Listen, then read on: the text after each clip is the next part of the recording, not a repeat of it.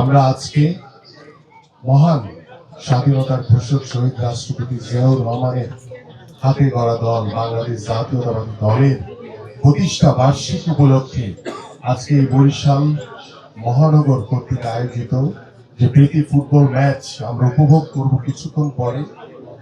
আমি তার আগে দু একটি কথা বলে শেষ করব। আমাদের মাননীয় ভারপ্রাপ্ত চেয়ারম্যান জনাব তারেক রহমান বাংলাদেশের ক্রীড়াঙ্গনকে সর্বোচ্চ গুরুত্ব দিয়ে তিনি ইতিমধ্যে আমরা আমাদের চেয়ারম্যান মহোদয়ের নির্দেশনায় আমরা 5 আগস্টের পর থেকে জিয়া ক্রিকেট টুর্নামেন্ট আমরা শেষ করেছি। আমরা আরাফাত রহমান কোকো স্মৃতি ফুটবল টুর্নামেন্ট আমরা শেষ করেছি।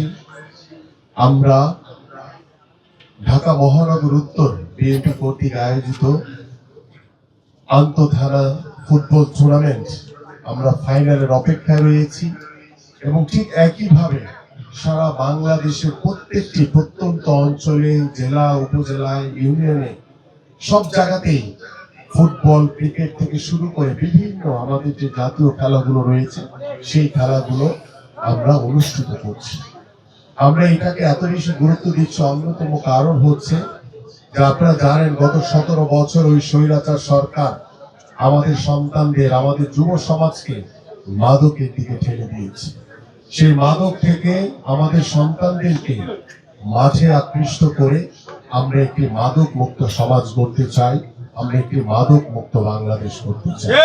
এবং আমাদের মাননীয় ভারপ্রাপ্ত চেয়ারম্যান জনাব তারেক রহমান ইতিমধ্যে সিদ্ধান্ত নিয়েছেন যে ইনশাআল্লাহ বাংলাদেশ জাতীয়তাবাদী দল বিএনপি আগামী ফেব্রুয়ারিতে যে নির্বাচন হবে সেই নির্বাচনে এদেশের সাধারণ মানুষের ভোটে নির্বাচিত হলে সরকার গঠন করলে আমরা প্রত্যেকটি স্কুলে ক্লাস 4 থেকে খেলাধুলাকে বাধ্যতামূলক করা হবে এবং সেই খেলাধুলার মাধ্যমে আমরা আমাদের সন্তানদেরকে শারীরিকভাবে সুস্থ জাতি হিসেবে গড়ে তুলতে পারবো।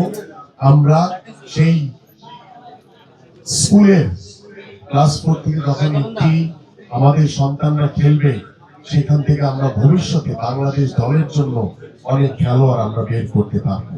পাশাপাশি আমি আরেকটি বিষয় আপনাদের প্রতি স্মরণ করে দিতে চাই।